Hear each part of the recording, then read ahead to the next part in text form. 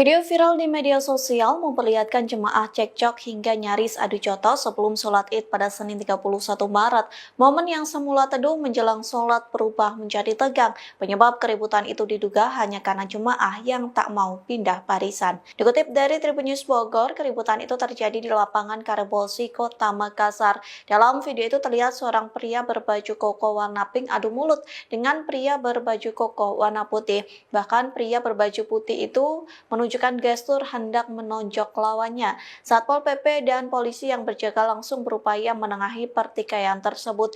Sementara akun Instagram bernama Avandi Pablo menjelaskan penyebab cekcok itu. Ia mengaku berada di lokasi kejadian dan menyebut kericuhan bermula karena oknum panitia yang berbaju putih menyuruh jemaah di depan pindah ke belakang. Hal itu dilakukan lantaran jemaah barisan depan menghalangi jalan, sementara jemaah yang terlanjur duduk di saf paling depan tidak terima.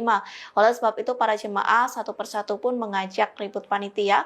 Pemicunya disebut karena kata-kata panitia yang dianggap menyinggung. Keributan tersebut, kata Avandi, tak jua usai setelah pihak kepolisian turun tangan, sebab jemaah lainnya ikut tersulut emosi saat mendengar perkataan dari panitia.